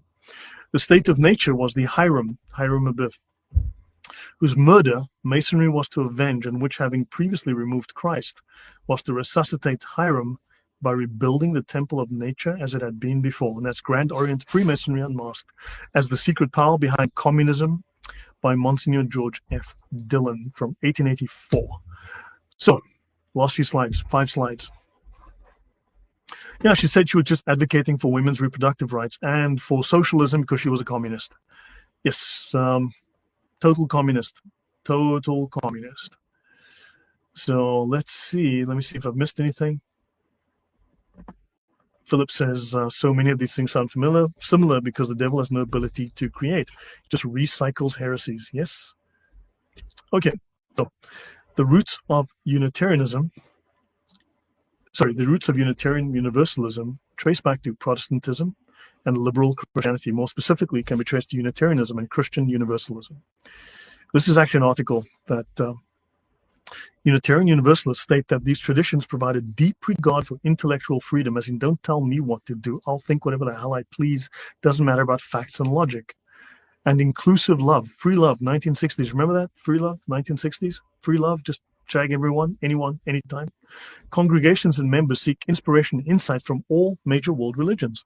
The beliefs of the individual Unitarian Universalists vary widely. They may include religious humanism, Judaism, Christianity, Islam, Hinduism, Sikhism, Buddhism, Taoism. Yeah, the religion of there's a word for that. When everything is good, everything's the same, there's a word for it. It's another heresy. That's a well-known heresy. Atheism, agnosticism, New Age beliefs, omnism, pantheism, panentheism, pandeism, deism, teachings of the Baha'i. Yeah. So there you go. All right. The UUA is not a member of the World Council of Churches or the National Council of Churches. Its website reveals no mention of Jesus Christ. And they're Christians and they want to tell you, right? It states that Unitarians embrace values from various religious traditions, including Christianity. Unitarian churches and members of the UUA have been pastored by Buddhists, a Buddhist in charge of and these people like to claim they're Christians, right? And include Wiccans as, witches who go dance naked in the forests. A member or minister of a Unitarian church can identify as Christian, but not accept the deity of Jesus Christ or the Trinity. That's called contradiction. But of course, they don't believe in Aristotelian logic. They don't believe in contradiction. They believe in personal feelings, their feelings. Yeah. Anti-Catholic or pro-Islamic. So these Protestants, were they pro-Islamic or anti-Catholic, or a little bit of both? Were they anti-Europe? Yeah, they definitely were. All of these, there were all 3 of these. They were anti-Catholic, they were pro-Islamic, and they were anti-Europe. So Protestantism ensured that Europe would be incapable of a united front against Islamic invasions of Europe from 1400 to 1700. Europe, outside of the Balkans, was saved from Islamization by Polish, Austrian, Spanish, Hungarian, and Italian Catholic resistance to Islam. Notice Catholic resistance to Islam, not Protestant resistance. The Protestants bent over and held out the Vaseline. Okay, the Eastern Orthodox were largely siding with or being dominated by the Ottomans. Yeah, less said about them, the better right now. And Protestants and the treacherous French were warring against those resisting Islam. I mean, the French had this on-off thing going on, and the French. So the history is clear. Protestantism benefited Islam. It benefited Islam militarily, making common cause and allying with Islam against Catholicism and thus against the rest of Europe. It is a miracle that Europe did not fall to Islamic invasions from 1400 to 1700. Why? Because the Catholics fought and died, and the Protestants sold out for money. Especially when you consider the damage that Protestantism did to Europe in the same period. The Schmalkaldic War, 1540, the French Wars of Religion, 1560s to 1590s, the 30 Years' War, 1610s to 1640s, the 80 Years' War, the Polish-Swedish Wars, 1600s to 1620s, the Russo-Polish War, 1610s, the campaigns of John Hunyadi, the 1440s, and others, and more. So, the battles that halted the spread of Islam were Catholic victories. The Siege of Belgrade, 1444, the Reconquista, When you go through the history, you'll find a date will shift by a year, so whatever. It's just how it is. Reconquista, 1492. The first Ottoman siege of Vienna, 1529. The Battle of Lepanto, 1571. The Battle of Hotten, 1610. And the second siege of Vienna, 1683. So the Catholics stopped this. The Protestants were too busy playing toady. The Catholics fought and died, and the Protestants, they were on the payroll, as was well said earlier. Yes, I know, Logmaker. I've repeated this like a dozen times already, and I've mentioned it probably twice today already. Okay, so in a nutshell, this is how the 1500s and 1600s went. Catholics fought Muslims, Protestants, and the Eastern Orthodox. So they were fighting, the Catholics were fighting the Muslims, the Protestants, and the Eastern Orthodox. And the Eastern Orthodox and the Catholics and the Protestants were fighting on the side of the Muslims, aiding and abetting the Muslims. So Muslims were largely defeated by the Catholics, but they conquered the Eastern Orthodox. And then they used them to fight the Catholics, with the exception of Russia, who fought the Catholics and the Muslims. And of course, the Ottomans were responsible for the rise of Russia. So, yeah. So, cui bono, as someone asked earlier, I believe that was Silver asked. So guys, I'll pause here for a moment. So look, if you do like the material, I know it's not necessarily what you like to hear or want to hear. I understand some people are triggered by this, and they prefer the comfortable lies that they have been told rather than these very uncomfortable historical truths that anyone can go and reference. Anyone can go look at the papers. Anyone can go and check the historical dates, the facts. Yeah. But if you like it, please do like it, do share it, do subscribe, put it on your social media. And again, thank you for the support. It is always really appreciated. So, cui bono, who benefits? Well, the Muslims benefit. Islam benefits. So the Protestants fought the Catholics, and they caused endless civil wars and wars of independence, and they allied with the Muslims. And the English and the Dutch have a starring role in this whole thing. Starring role, very, very important role here. France did undermine the Catholic cause by periodically allying with the Ottomans and the Protestants to counter the Catholic Habsburgs, because they did that for personal gain. France wanted to be a political power in the Catholic world, and of course the Habsburgs were, and so they sold out. Catholics kept the Christian cause alive against Islam. Protestants, well, they were stabbing Europe in the back. Protestants and the Eastern Orthodox conspired against them. So Protestant propaganda, don't forget, we've read Luther and others. Their whole propaganda was against defending against the Muslim invasions. They were like, yeah, let them in. Open the borders and let them in. You deserve it. Okay, they're doing it today again. Did large parts of Europe need to erupt in sectarian violence to reform the church? No. I mean, think about it. We have a problem with indulgences. The Catholics are taking money. What is the solution, Martin Luther? The solution is we need to remove these 7 books that I don't like from the Bible. Shouldn't we stop the indulgences? No, I don't like these 7 books. Sola Scriptura, the Bible is sacred. Yeah, the Bible's sacred. These books are crap. Throw them out. Thanks, Martin. Moving on. Did multiple books need to be removed to fix indulgences? Also no.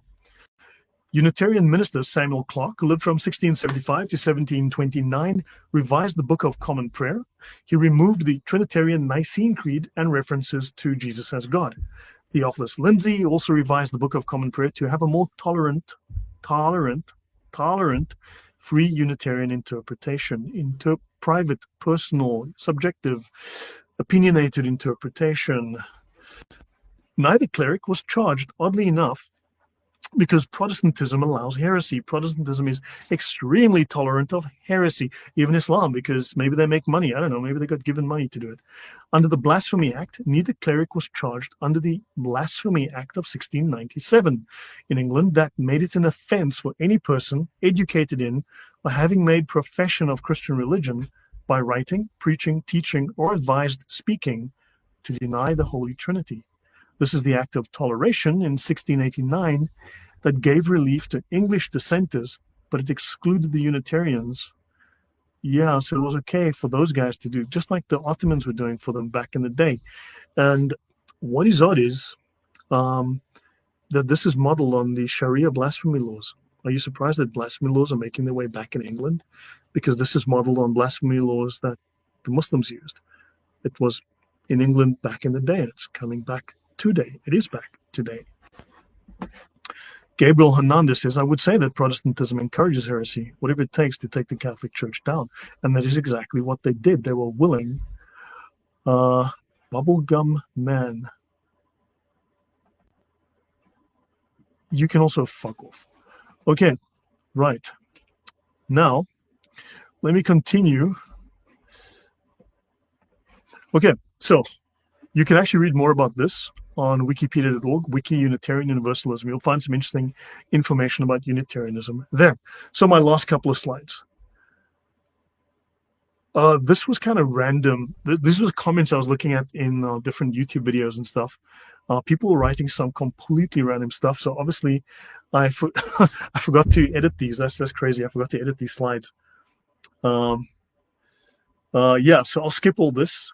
Yeah, this was someone's reply to someone else in the chat. So, wow, this was some mad interesting. Yeah. Anyway, yeah, this is an interesting point. So you want to blame Catholics for the Protestants. We blame you for Jehovah's Witnesses, Unitarians, modalism. Yeah, these heresies were not held in check by the Catholic Church anymore. Under the Protestants, these heresies ran wild. These heresies just absolutely ran wild.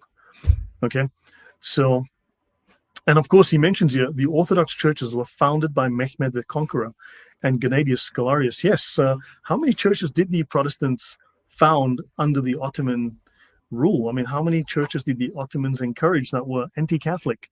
How many heresies did the Ottomans encourage? Probably all of them at the time. Hang on, Lloyd, be fair, the blasphemy laws in the UK is only to protect the poor defenseless Muslims. You're right. Sorry, man. Sorry. As the Unitarians will say, as the Protestants were saying back in the Reformation, somebody think of the Muslims, not somebody think of the children, but please, somebody think of the Muslims. What about the Muslims? Somebody, please be tolerant here.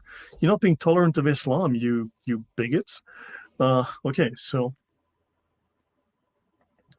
yes, the Germans did certainly. Catherine says, I'm wondering if Luther couldn't get special Catholic dispensation to marry his little cousin with his other 3 wives. I have no idea, but the stories I've read about his wife, apparently she was the village bicycle.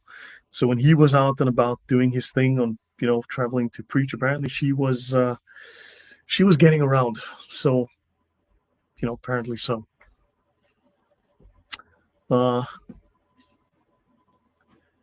So let me see. The Ottomans were ultimately destroyed by England, the Protestant power. The Ottomans had destroyed themselves because they were destroyed by the Catholics. They were destroyed by the Polish in 1683, and they lost power, and eventually they gave up in 1699, and they just declined after that. But the English had already sold out, and they'd enabled massive damage in Europe. But anyway, this guy obviously comes late in the game and wants to come with a different narrative. So yeah, I've got very little patience for any of that kind of thing. Okay, so let's look at ecumenism. This is my last 2 slides. Evil ecumenism that always somehow benefits Islam.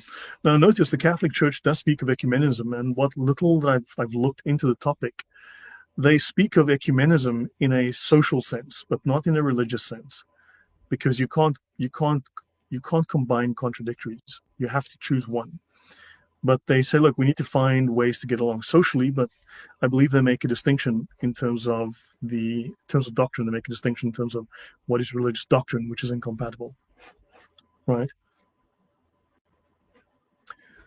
So, yeah, that'll make Luther a little bitter, but I don't know if he was. Luther, remember in the one letter that I've shown this on my channel, Martin Luther writes to his wife that the sight of a naked prostitute isn't working for him anymore.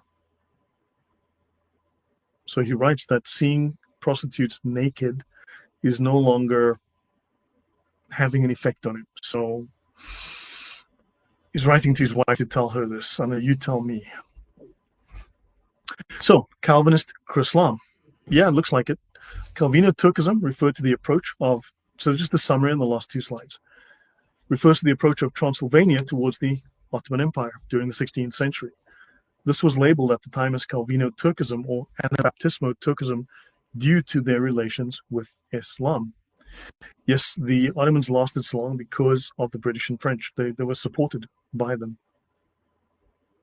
So Jacobus Paleologus, who died in 1585, was a Catholic who became radicalized in the anti-Trinitarian movement, for instance. He cultivated a wide range of very highly placed contacts and correspondence in the imperial, royal, and aristocratic households in Eastern Europe and in the Ottoman Empire. This is another vector for how these ideas spread. He tried to simplify Christianity, just like, these accretions that Catholicism had brought into Christianity that were false, just like Luther and Calvin and all these other semi-Muslim, semi-Islamic theologies, in a way that resonated more with Islam and Judaism, just like Michael Servetus. Isn't that just a sheer coincidence? And he wanted to create a syncretic religious formula called universal religion. Universal religion. Well, it wasn't Catholicism, it was Islamic. And the differences between Christianity, Islam, and Judaism were rejected as fabrications. There's no difference. They're all the same. There's a name for that heresy. I can never remember the blinking name for the heresy. Indifferentism. It's the heresy of indifferentism. You think everything's the same. 1 + 1 is equal to any number you like. We're indifferent. By 1554, Paleologos was back east in the Dominican convent of St. Peter in Pera, the Latin Christian quarter of Constantinople. Wonder if you got any Muslim ideas in Constantinople under the Ottomans? Probably not. And it was here that he developed a lifelong adherence to anti-Trinitarian teachings of Michael Servetus, and he composed a defense of Servetus's doctrines against the denunciations by John Calvin. He believed that being a Muslim did not exclude you from salvation, and proposed a minimalist creed that imitated the Islamic Shahada. So we've got more of these people coming out of the woodwork, borrowing from Islam, just like Michael Servetus. And he influenced the Unitarians in Transylvania. So this was direct from the Ottoman Empire to Transylvania, making the Shahada in Christianity. Great. And the movement was influenced by John Calvin and the religious practices of the Ottoman Empire. That's not supposed to happen because the Protestant Reformation was 100% pure Christianity. Pure. 100% pure. Totally pure. Untouched by Islam, except for where it was touched by Islam. And very Islamic. And the movement aimed to simplify Christianity and eliminate dogmas that contravened Islam. Please, somebody think of the Muslims. Somebody, please think of the Muslims. So, anyway, it must not contravene Islam and Judaism in order to produce an Islam-friendly ecumenism. Oh boy. Final slide. Last slide. So yeah. You guys can let me know if this sounded like the collected rantings of an insane South African living in Poland, or if this actually made some sort of historical sense, and it showed that the history you were taught at school, university, and in Sunday school is not exactly full of the right details. It might be missing a few pieces here and there. So, Islamo-Protestantism rises. Quick summary, last slide, then we're done. The Reformation was politically motivated, more than theologically or philosophically. French Calvinists argued that an Ottoman alliance must be used against Catholic Spain. So, why did they wear onions on their heads? I have no idea. Suleiman the Magnificent was the 10th and the longest reigning sultan at the Ottoman Empire from 1520 to 1566. He invaded or conquered 15 European states. Where the heck were the Protestants when it came to joining together and fighting? Well, they were too busy fighting each other over theology to join up, and actually division is division. Sola Scriptura brings division. It doesn't bring unity. Yeah, he invaded Belgrade, 1521, Rhodes, 1522, Hungary, 1526, Serbia, 1537 to 1540, Croatia, 1537 to 1540, Transylvania, 1541 to 1544, Moldavia, 1538 to 1552, Wallachia, 1538 to 1552, and of course Vienna in 1529 and 1532. The Protestant princes of German states received money from Suleiman the Magnificent in their efforts to establish Lutheranism in Germany in 1555. The Sultan also offered his help to the Lutheran princes from the Netherlands and a whole bunch of other places. The main factor for the expansion of Lutheranism in Europe was the Ottoman menace, which, this is a quote from a scholar, Daniel Goffman, which directly encouraged Protestantism, as in northern Hungary and Transylvania, where Calvino-Turkism became the dominant religion. The Ottomans knew that by encouraging Protestantism everywhere, they would force the Habsburgs to divide their forces, thus the Turks and the Protestants of the 16th century probably saved one another. The influence of the Ottoman threat on the Protestant Reformation. That's an article by Sheikh Zulfikar. You've seen that, and I've quoted some other articles. So, yeah, that article I showed you earlier, I dropped that in the chat. And I dropped the other article in the chat, and that is the end of that. So connected more pieces of the puzzle, Lloyd. Okay, so I'm glad that helped. Thoroughly enjoying it. Thank you very much, Bernadette. Michael Pettick says they called him Suleiman the Magnificent because anyone who called him Suleiman the Big Head didn't live long. I think that's probably 100% true. So, okay, so guys, is there anyone who'd like to come up for a minute? So you might want to say something, otherwise I will call it a night. Isn't that a big fat surprise? Yeah, and fascinating. Yeah. I mean, if there's anyone who would like to come up, just drop a line now in the chat. I'll let you come up for a minute or two, not too long, to just offer a thought or a comment if anyone would like to. Otherwise, that finishes this particular series, and I'll be working on something else. I'm busy working on something with the theological overlap of Islam with Calvinism. And I expect I'll do that with Osama Dakdok, who's interested in talking more about that. And so I'm going to have to work on those notes over the next few days and see how that takes me. Sergeant Grinch says, thank you for the series. Thank you, Grinch. Glad to have you. Ave Maria Theotokos says, very edifying. Thank you, Lloyd. You're very welcome. No, I appreciate the company on this journey. Gabriel Hernandez says, Lloyd, my wife and I homeschool our kids. Do you have any studies that would be appropriate? Yes, I saw that. I was looking at that. What kind of studies would you think would be useful? Look, I've done a number of series on Hitler. I don't know if it's appropriate for an 8 or 15-year-old. That's the only problem. I can send you the notes, and you can always take them through those. I've done some detailed studies on Hitler, for instance, on questions around Hitler's theology and so on. Was he a Christian? Debunking that whole claim, the claim of Hitler's Pope, because we know we've got Hitler's Protestants, Hitler's Reformer, and so on. The stuff on socialism and atheism would be very interesting, as well as the stuff on Darwin. So if you want, I mean, if you're willing to do that yourself rather than have them listen to me on YouTube, that might be helpful to that. The Protestants hate each other, but all collectively dislike my Catholic parish. Yeah, some things don't die. And that Jesus, thanks, Lloyd. Very interesting information. Yeah, thank you. Christine, you are welcome. Okay. So, yeah, Gabriel. So there's a couple of guys I need to get back to. So hold on. Okay, I need to do this now so I do not forget. George, I need to get back to you by email. And also, Raf, Mad Monkey, I need to get back to you as well. So let me do that before I forget. Thank you, Century Sense. There's another amazing stream. Thank you. So before I forget, I need to get back to a couple of people. And both would be great. Yeah, so Gabriel, just drop me a line, to my email. It's easy to find me. It's really easy. Find my email. When is the previous government under apartheid never demolished mosques but Catholic churches? Yeah, well, they were Calvinist. The South African government, the Afrikaners are generally Calvinist by leaning. Text says, I would look into Tridium. There are programs that start around 10 or so that would help in developing thinking. That could be useful. So if anybody wanted to come up, like I said, I'll give it another moment to see if anyone wants to come up. Hard pill to swallow. The Turin Shroud talks, hard pill to swallow. Thanks, Lloyd. Yeah, you know what's crazy? I got people coming on and saying things like, you know what, you need to focus on Islam rather than focusing on these irrelevant facts that you're using to divide Christianity. I'm like, what's irrelevant about Protestants literally quoting the Quran to disprove the Bible? Quoting the Quran to say that this is why the Bible is wrong, because look what the Quran says. The Quran says, and we need to follow the example of Muhammad. Like, how the heck is that Christian? How's that irrelevant?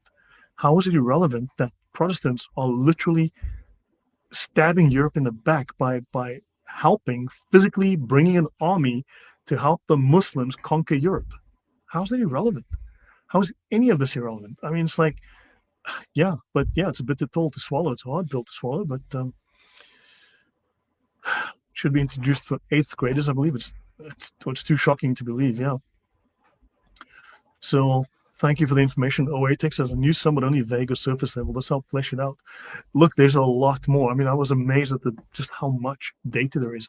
If you look at the military collaboration of the Protestants, like the English and the Dutch with the Ottomans, how they were crewing their ships, they were teaching them sailing, they were teaching them how to build better ships, make better cannons, supplying them with bullets, with cannonballs, with technology, with they were going wild because they were getting rich doing it, selling out Europe, thinking that the crocodile wouldn't eat them last.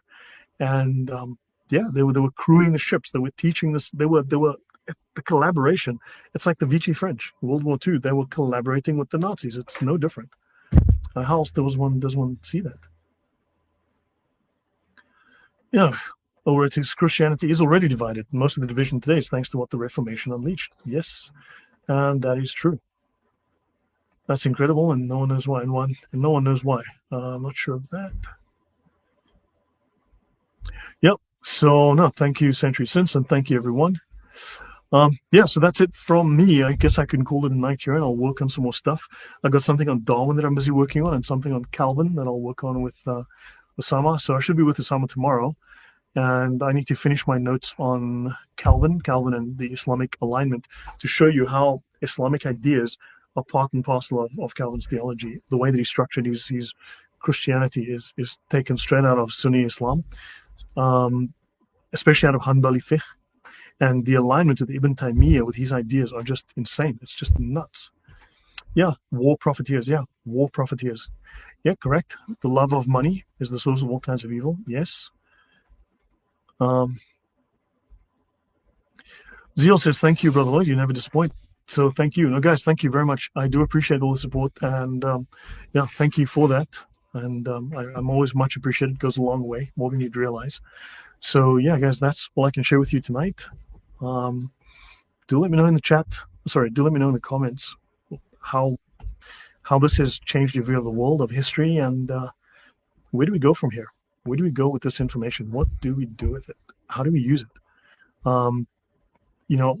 I started on this because you read about Protestants saying things about Catholics, and I go and research it, and I can't find that it's true. And then I find a different fact, or different, I find different information. And I just continued down that road, and now we find that Protestantism was a crime. The Reformation was a crime. It was an internationally coordinated crime. What can I say?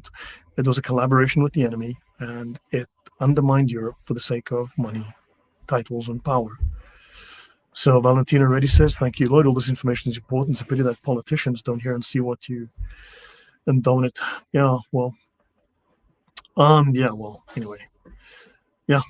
Anyway, so guys, do talk to if you'd like, do talk to your Catholic mods, Catholic YouTube channels. Of course, I have mentioned before, I am radioactive on those channels. They don't talk to me. Apparently I'm a bad person or whatever. Yeah, Prots do not know why their doctrine is Islamic, and it is. And I'm going to dig more into that. I'm going to start with Calvin, and we're going to dig more into that. But hopefully I've made my point. Hopefully I've shown you that this is not just some random thesis I'm basing on hearsay and rumor and wild speculation. It's based on evidence. This is history that is just sitting there. Anyone can read it. So guys, and you're welcome. And so much shocking information. Well, thank you. So guys, we'll call it a night. Do speak to your Catholic channel friends, and let's see how if they'd be willing to discuss this information, and maybe the Protestants can use a little bit of an awakening and some eye-opening information. So guys, thank you. Good night. God bless. See you next time.